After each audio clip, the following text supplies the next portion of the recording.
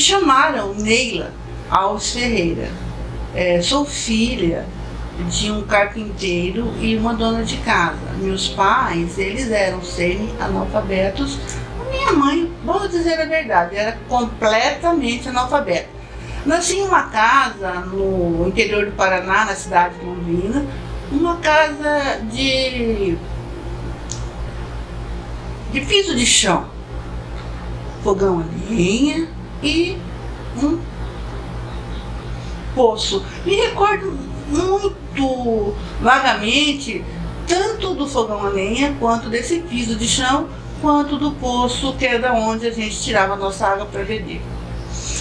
Família grande, muito pobre, mas a mãe, ela sempre teve na cabeça que filha mulher, era assim que ela falava, não poderia jamais depender de homem algum.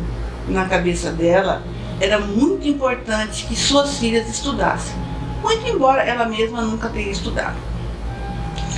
Passou-se o tempo, com 10 anos de idade eu comecei meu primeiro emprego. Não era lá uma coisa muito boa de se fazer, porque eu trabalhava numa fábrica que embala essas coisas que a gente usa na nossa casa, cravo da Índia, canela, e fiquei um tempo lá. O que me deu basta nesse emprego foi o dia que eu precisei embalar pimenta do reino.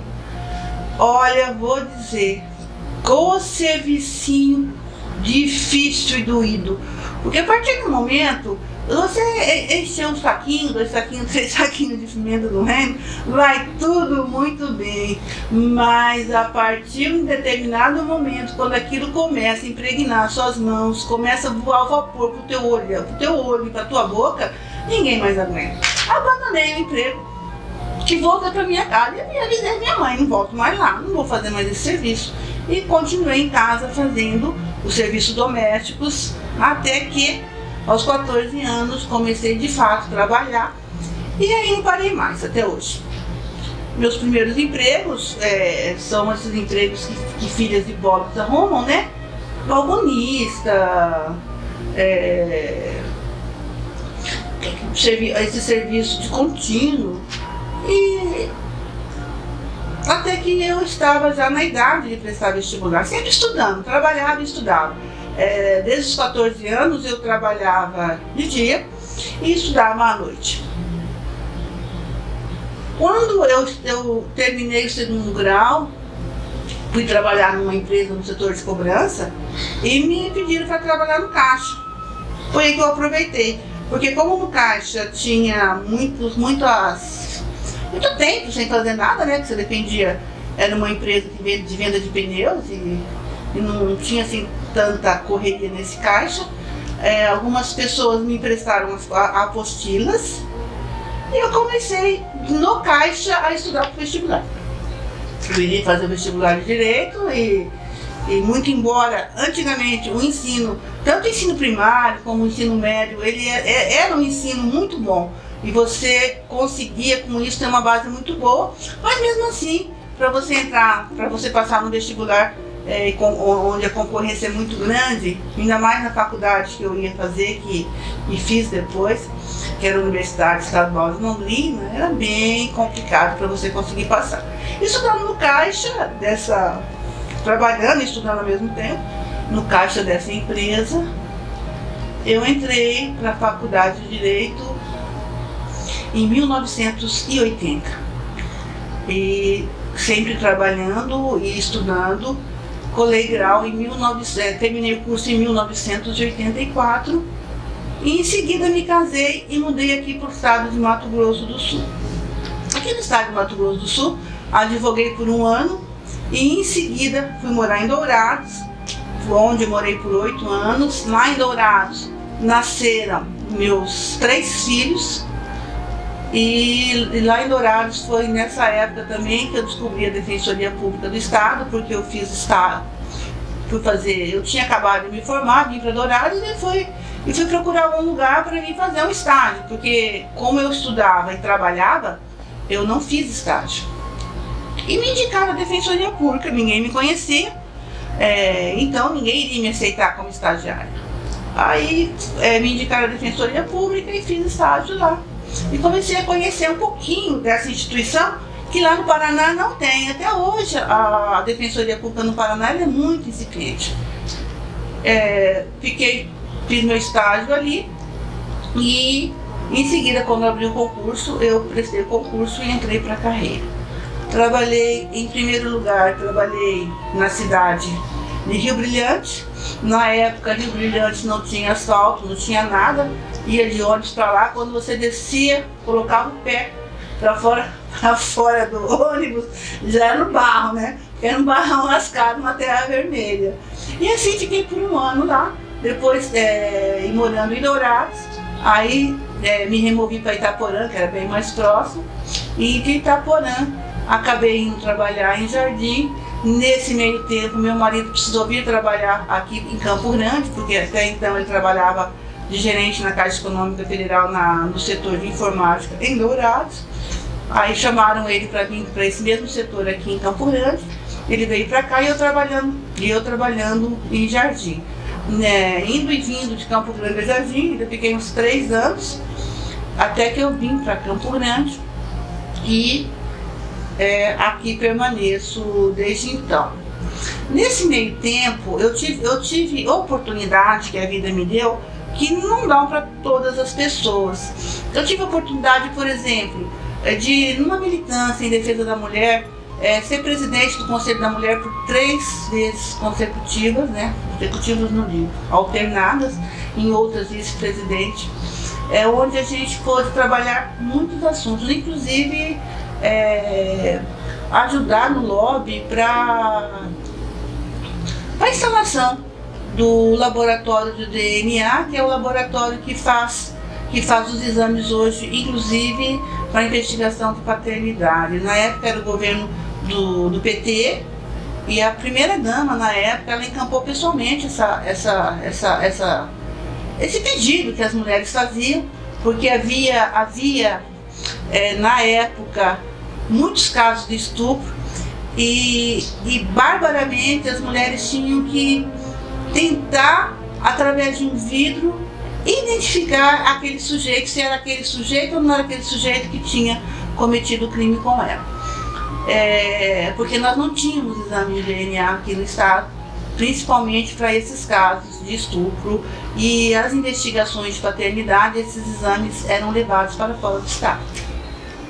Nessa época, na presidência do conselho, nós conseguimos, né, não sozinha, mas o conselho todo e a pressão que se fez sobre o estado, e que fosse instalado esse laboratório de DNA. Da mesma forma, a primeira casa abrigo para mulheres vítimas de violência também foi nessa época em que eu estava compondo o conselho. Estive também presidindo o Conselho de Direitos Humanos várias vezes, e pude também ter a chance de coordenar as conferências estaduais de direitos humanos aqui no estado, a 5ª, a 6ª e a 7ª. Eu estive participando como uma das coordenadoras, e a partir daqui levar as nossas propostas para o governo federal, e muita coisa acabou virando lei posteriormente.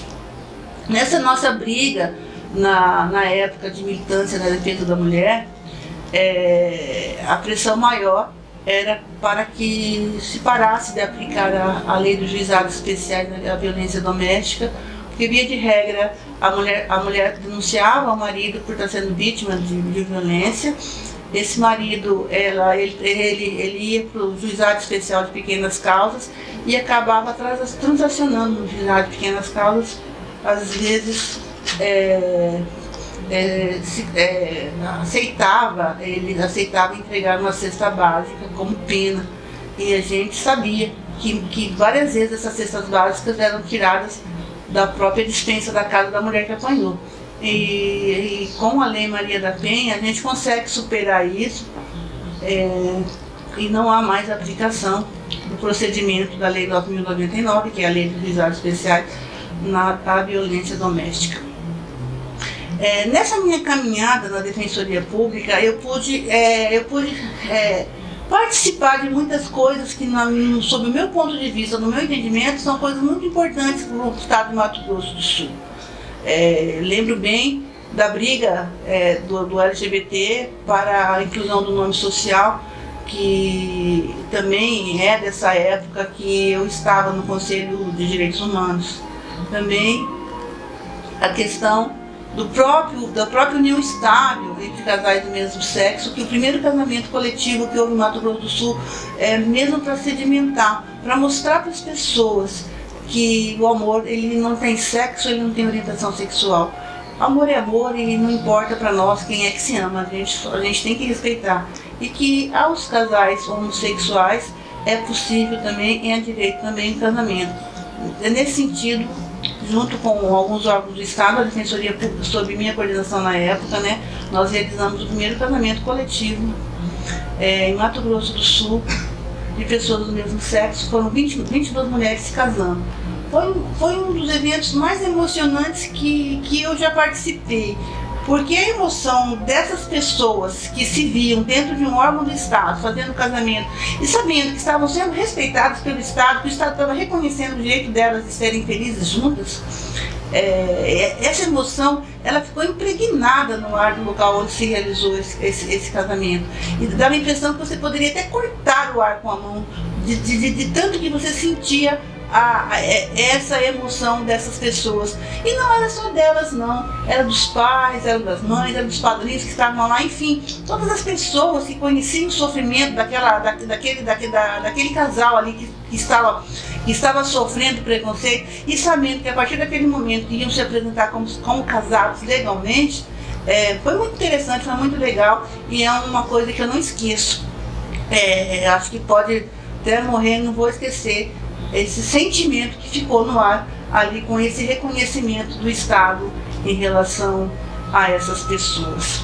Eu sempre busquei, na minha carreira como defensora pública, trabalhar meio que no vácuo da Defensoria Pública, aquilo que ninguém quer fazer, é isso que eu gosto de fazer. Nesse sentido, quando a Defensoria Pública não tinha assim, muita movimentação em relação à questão das pautas das mulheres vítimas de violência, era lá que eu estava. Depois, quando isso meio que outras pessoas se interessaram pelo tema, eu devagarinho fui saindo e fui trabalhar mais ligada à questão LGBTI, porque nessa oportunidade também era uma pauta meio relegada. Ninguém gostava de trabalhar com essa pauta. Fiquei nessa pauta por muito tempo, fazendo essa defesa, atuando junto com os movimentos sociais dos LGBTs.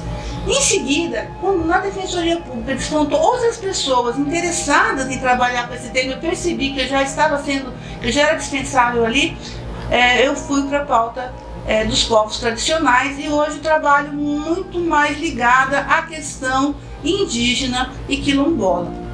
E cigana também, embora a cigana, na nossa pauta com os ciganos ainda estejamos devendo. Trabalho muito mais com indígenas e com quilombolas. A questão indígena no Mato Grosso do Sul, até o nome, questão indígena. Os problemas que os indígenas enfrentam em Mato Grosso do Sul, melhor formulando a minha fala, são muito sérios e são centenários, todo mundo sabe. Se você for estudar a história do Mato Grosso do Sul, ela reflete muito da história do Brasil, quando os indígenas eles são paulatinamente segregados de seus lares, de suas terras, e são colocados em pequenos lugares para devagarinho se integrarem. É aquilo que chamou-se na época de integração nacional. Então, esse indígena tem que se tornar igual a nós. O caso é que indígena nasce indígena e morre indígena. Ele vai permanecer indígena enquanto viver. Ele pode estar morando lá numa reserva do Mato Grosso do Sul, numa aldeia no norte do Brasil, em Nova York, na Inglaterra, ele não vai deixar de ser indígena. E a Constituição garante a ele o direito de manter as suas tradições de modo de vida. E é a partir de então que eles passam, inclusive, a lutar, a ter vez e voz e lutar por aquilo que já haviam perdido, principalmente as terras. É essa a essência da briga de terras em Mato Grosso do Sul, de um povo que era invisibilizado, de um povo que ninguém enxergava, para um povo que a Constituição de 88 lança o foco, lança as luzes, e eles passam então a brigar por si próprios. A partir desta briga, passa a existir muito preconceito em volta dessas pessoas. Então, em Mato Grosso do Sul é difícil para o indígena tirar um registro civil. Em Mato Grosso do Sul é quase impossível o indígena conseguir o seu RG, carteira de trabalho, CPF, vai colocando na lista o que você bem imaginar que para eles vai ser difícil. É difícil entrar no fórum, é difícil entrar no cartório, justamente por essa visão que nós temos deles, essa estranheza que a gente tem nessa convivência com os indígenas, principalmente os indígenas Guarani e Kaiowá. Nesse sentido, a Defensoria Pública, e eu coordeno um núcleo que atende esses indígenas, a gente tem ido para o interior do estado e fazendo esse trabalho de aproximação do indígena ao Estado, né, através da Defensoria Pública, tentando facilitar a vida dele, tanto na confecção de documentação, quanto no acesso à justiça, por outro interesse que ele tem. Então, a minha tarefa hoje em Mato Grosso, na Defensoria Pública, é dedicar-se a essa questão indígena. Mas a minha lotação primária mesmo na Defensoria Pública é o trabalho perante o Superior Tribunal de Justiça e o Supremo Tribunal Federal. Estou numa Câmara, 12ª Câmara, né, atendo aos processos que vêm do interior para o Tribunal de Justiça, e a partir do Tribunal de Justiça para Brasília é minha obrigação fazer os recursos. E é interessante você analisar as pessoas sob o ponto de vista do processo. Você receber processo do estado todo e ver tudo o que acontece da beiradinha lá do Paraná para a Bolívia, para o Paraguai, e verificar quanto o nosso povo ainda necessita de fortalecer os seus direitos. Levamos para Brasília processos de questão de saúde, processos de reintegração de posse, qualquer tipo de procedimento que envolva o dia a dia das pessoas e que possa gerar atrito, acaba chegando no meu gabinete e tenho que trabalhar com esses processos e levá-los até Brasília. Nessa labuta que eu já relatei em relação à defesa dos direitos humanos, e sempre, como eu disse, procurando atuar com aquelas pessoas que eu percebia que ninguém queria atuar, percebi que não é só você trabalhar no dia a dia do processo, né, individualmente. Precisamos também conquistar mentes e corações. A partir daí, tenho também escrito na área de direitos humanos em vários recortes. Infância e adolescência, indígena. Na questão indígena, principalmente em relação aos presos indígenas no Mato Grosso do Sul. Mato Grosso do Sul, desgraçadamente, é o primeiro estado em presos indígenas do Brasil, provavelmente do mundo. E tenho escrito sobre isso e tenho sido procurada também. Ontem mesmo a OAB Nacional preparou um seminário em que eu participei para discorrer sobre essa situação dos presos indígenas de Mato Grosso do Sul. Então, essa minha tentativa de ser escritora, de escrever sobre direitos humanos, tem muito a ver com essa necessidade que a gente tem de pontuar em todos os lugares possíveis que todos somos iguais e apesar de iguais, somos obrigados, todos nós, a respeitar as diferenças daqueles que não são tão iguais assim. Somos iguais em direitos, mas essa igualdade ela deve ser compensada pela diferença no modo de ser de cada um de nós. Então eu não posso exigir de uma pessoa que está lá na beira do APA, exigir que ela pense e raciocine como alguém que nasceu e viveu dentro de uma capital como Campo Grande. Então, direitos humanos é você dizer à pessoa que ela tem sim o direito de ser feliz do jeito que ela é, do jeito que ela nasceu. Seja ela branca, seja ela não branca, seja ela indígena, seja ela não indígena. Então, tenha lá a orientação sexual que ela tiver ter, tenha a religião que ela tiver ter, que ela quiser ter, que na realidade todos nós temos o direito à felicidade, e quando se fala em defesa de direitos humanos, nós estamos querendo dizer que todos temos o direito de ser felizes. É isso que é direitos humanos. É dizer, dentro daquilo que você não estiver fazendo mal para ninguém, que você não estiver prejudicando ninguém, você pode ser o que você quiser. Você tem o direito de buscar a sua felicidade. Então é nesse sentido que normalmente o que eu escrevo tem ligação a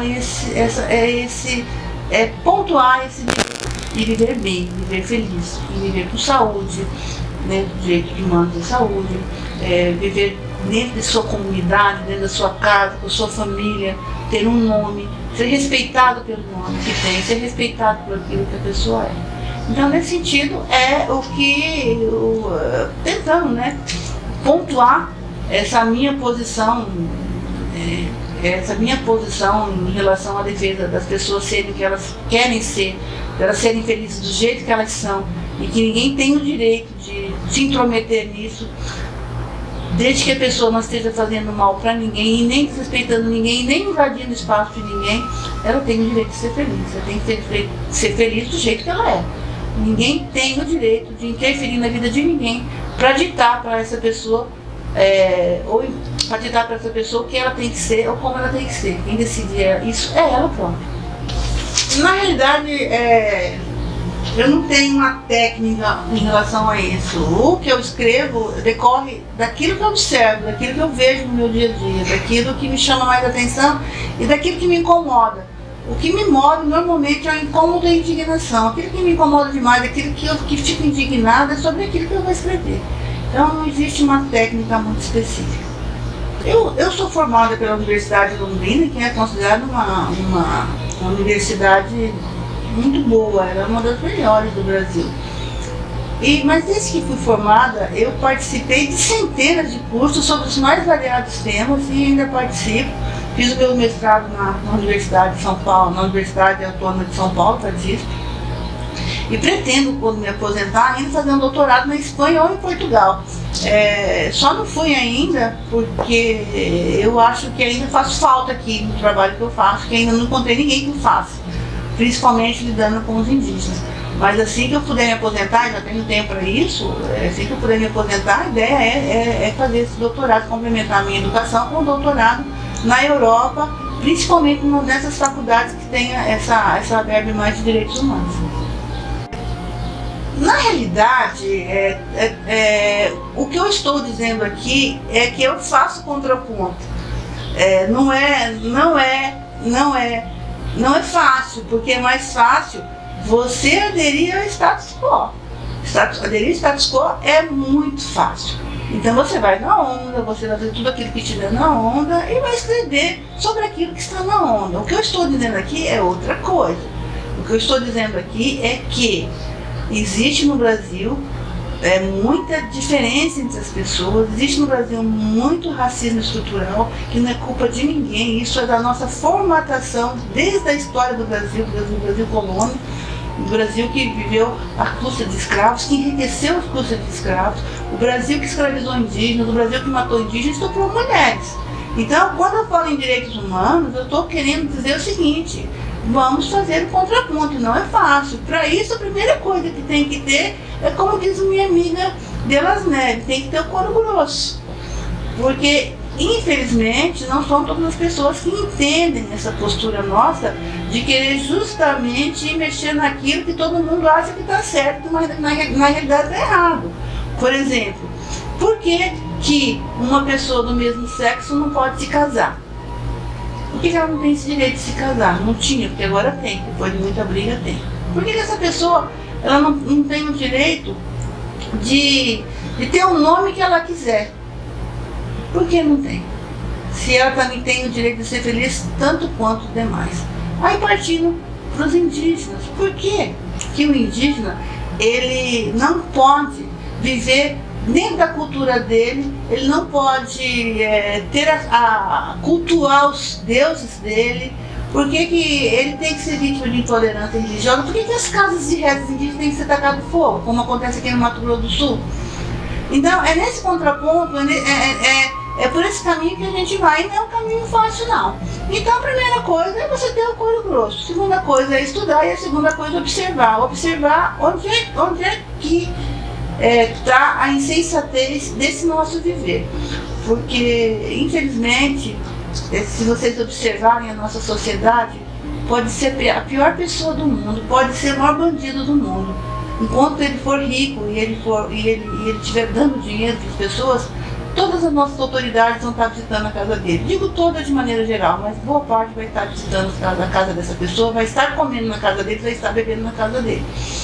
Então, na outra ponta é os desvalidos, esses que eles chamam do pessoal que incomoda, do pessoal que não tem nada. Da mesma maneira que nossas autoridades, dentro desse racismo estrutural que a gente vive, ele vai estar dentro da casa daquele sujeito que tem boato que o sujeito não é boa coisa, mas ele vai estar lá porque o sujeito é poderoso, o sujeito tem direito, ele vai virar as costas para aquele que deveria receber a atenção dele também, mas não vai receber porque essa pessoa, na cabeça desse nosso racismo, não é nada, ele é um infeliz. Então é difícil, não é fácil não, tem que estudar, tem que ter o couro grosso, como já disse, e tem que andar sempre para frente. Você não pode titubear e ficar olhando para trás, nem do lado. Tem que ir para frente, sempre não se incomodar com crítica, porque elas virão e os adjetivos também virão. Você tem que ter consciência disso e não se incomodar com isso. Eu não me incomodo, entendeu? Porque se me incomodasse com adjetivos, eu acho que eu já estaria até aposentada. É que todas as pessoas podem ser aquilo que elas quiserem ser. Não existe limites para ninguém. Vai depender de mais ou menos esforço, mas elas podem ser o que elas bem quiserem ser. Se vocês se lembram bem, eu falei para vocês no início da nossa conversa que eu era filha de pais semi-alfabetos. Minha mãe completamente analfabeta e meu pai semi-analfabeto, ele vivia de carpintaria. E eu estudei para me formar em direito durante o meu trabalho no caixa de uma loja que vendia pneu. Foi lá com apostilas emprestadas que eu estudei para poder conseguir passar no vestibular. Foi fácil? Não foi fácil. Mas foi impossível? Não foi impossível. Então as pessoas, elas podem ser aquilo que elas quiserem ser. Ninguém tem o direito de impedir. É óbvio que muita gente vai vir te aconselhar a não fazer, que é muito difícil, que você não pode, que você não vai conseguir. Mas muitas outras vão te ajudar. Então, ver o foco, ver o seu objetivo e ir em frente, sem se incomodar muito com aquelas pessoas que querem te trabalhar. Nada é impossível, basta esforço e sempre em frente. Parece fácil falar, né? Mas eu sou uma criança quando criança, nasci num bairro pobre, quase uma favela. Não era favela por pouco, foi quase uma favela. E hoje, já basicamente, tudo que eu me propus a fazer, eu consegui fazer. Inclusive, tenho uma família, tenho 3 filhos, meus filhos são muito bem formados, estão encaminhados, né? Meu marido, mesma coisa. Então, na realidade, a gente é aquilo que a gente deseja ser e luta para ser, sem se importar muito com aquilo que um ou outro está dizendo.